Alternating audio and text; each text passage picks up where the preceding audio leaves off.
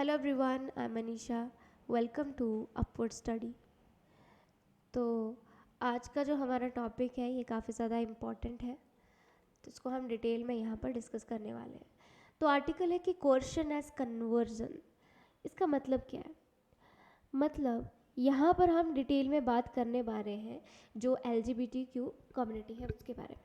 तो बोले कि जो सेक्सुअल ओरिएंटेशन है और जो जेंडर आइडेंटिटीज़ हैं that don't required medical intervention, कि उसमें नहीं होना चाहिए।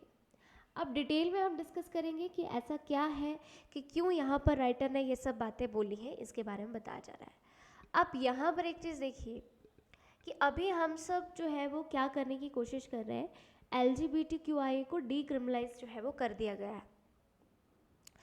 तो अभी ये एक बहुत ही एक तरह से वेलकम मूव था डिस्क्रिमिनेशन के अगेंस्ट, कि यहाँ पर ये क्या बोल रहे हैं कि LGBTQIA+ कम्युनिटी जो है उसको जो है वो नेशनल मेडिकल कमीशन NMC ने डिक्लेयर किया है कि यहाँ पर जो भी कन्वर्जन थेरेपी होती है इसको यहाँ पर ये बोल रहे हैं कि प्रोफेशनल मिसकंडक्ट है।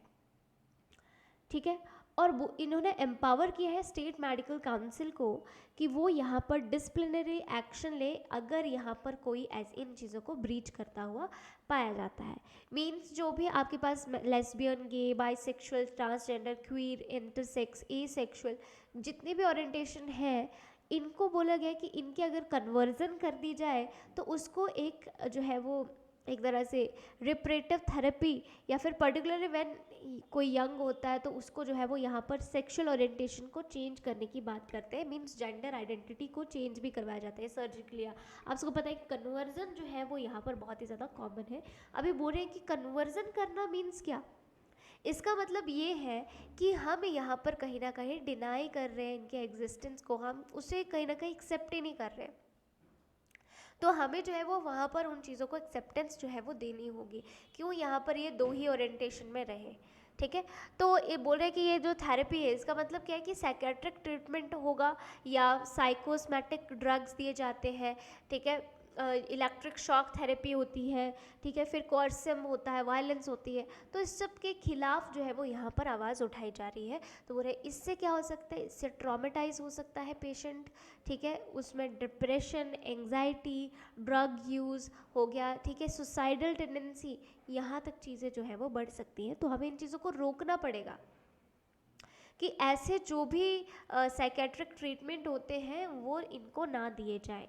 ठीक है, अच्छा, फिर बोल रहे हैं कि जो American academy of child and adolescent psychiatry है, इट कंटेन्स दैट जो भी इंटरवेंशंस होती हैं यहाँ पर ऑफर्ड इन कन्वर्जन थेरेपी में, ये फॉल्स प्रीमाइस जो that homosexuality and gender diverse identities are pathological, कि वैसे इनको किया जाता है।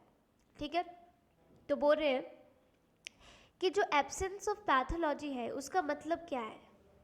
इसका सिंपली मीनिंग ये होता है कि यहाँ पर कोई भी ज़रूरत नहीं है कन्वर्जन की। ठीक है, कोई भी इंटरवेंशन की ज़रूरत नहीं है। मीन्स हमें जो है वो इनको एक्सेप्टेंस देनी होगी। ठीक है, हमें क्लियर यहाँ पर और एफर्ट्स जो है वो उनकी ज़रूरत है। तो बोल रहे हैं कि जो लैंडमार्क जजमेंट निकल के आई थी justice A Anand Venkatesh of Madras high court, इन्होंने यहाँ पर बोला था कि जो बोल रहे हैं कि गाइडलाइंस इशू करेंगे पुलिस के लिए, सोशल वेलफेयर मिनिस्ट्रीज़ के लिए, स्टेट और सेंटर के लिए, कि जो भी मेडिकल काउंसिल्स के लिए भी, कि जो भी प्रोटेक्शन करनी है हमें इन कम्युनिटीज़ की, कि ऐसा नहीं है कि ये मतलब ट्रॉमेटाइज हो जाए और वो सब चीज़ों में जो है वो एक तरह से फंस के रह जाए। ठीक है, तो ये सब चीज़ें जो है वो यहाँ पर निकल के आ रही हैं। अब बोले कि जो NMC ने अगस्त 25 को यहाँ पर क्या बोला कि जो भी मेडिकल काउंसिल है state that Madras High Court had directed to sue an official notification listing conversion therapy as a wrong, कि उसको यहाँ पर इन्होंने बताया कि conversion therapy जो है वो wrong है। तो बोले जो भी इंडियन मेडिकल काउंसिल है इसके जो रेगुलेशन है 2022 के, उसके तहत यहाँ पर इस चीज़ को बोला जा रहा है। तो बोल रहे कि सुप्रीम कोर्ट ने डिक्रिमिनलाइज कर दिया होमोसेक्सुअलिटी को 2018 में। ठीक है, सेक्शन 377 जैसे ही यहाँ पर जो है वो उसको डिक्रिमिनलाइज किया गया, वैसे ही ये सब चीज़ें जो है वो बहुत ज़्यादा निकल के आना शुरू हो गई। तो बोल रहे कि यहाँ पर इस कम्युनिटी को अगर हमें सेफ फील करवाना है तो बहुत सी चीज़ें, बहुत से मेजर्स हमें अभी लेने की ज़रूरत है। ठीक है, तो बोल रहे हैं कि हम यहाँ पर क्यों देख सकते हैं जैसे कनाडा जैसी कंट्री है तो उन्होंने कन्वर्जन थेरेपी को बैन करके रखा है कि नहीं करना है, ठीक है। तो यहाँ पर क्लैरिटी होनी चाहिए कि क्या क्या चीज़ें हैं, ठीक है। Clarity again quacks and psychiatrist doctors जो एक्यूज हैं जिन्होंने रिपीटेटिव ऐसे ट्रीटमेंट किए हैं उनको पनिशमेंट वगैरह देनी चाहिए, ठीक है। बोल रहे हैं कि जो ग्राउंड वर्क है एजुकेशन से रिगार्डिंग वो यहाँ पर बहुत ज़्यादा ज़रूरी है, लोगों के बीच में एक्सेप्टेंस जो है वो बहुत ज़्यादा ज़रूरी है। तो बोले मेडिकल बुक्स में 2018 में स्टिल कंसिडर लेस्बियन अ प्रेवर्जन, तो उसे अभी भी परवर्जन की तरह जो है वो देखा जाता है, एन एक्ट ऑफ मेंटल डिग्रेडेट्स, तो वैसे जो है वो इसे देखा जाता है, तो उसकी बात यहाँ पर कर रहे हैं। बोले इंडियन इंस्टीट्यूट एंड सोसाइटी जो है वो यहाँ पर यहाँ पर बहुत आगे एक तरह से निकल चुकी हैं।